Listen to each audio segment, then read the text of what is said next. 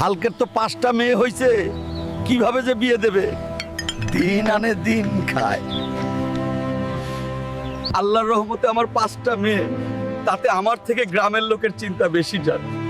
হায় রে, কি আজব দুনিয়া। কই গো, তুমি চলে আসলে? হাত মুখ ধুয়ে নাও, খেতে দেব। বাজারে গেছিলাম চাল আনতে, সারাক্ষণ শুধু আমাদের 5 মেয়েকে নিয়ে গুজব করে।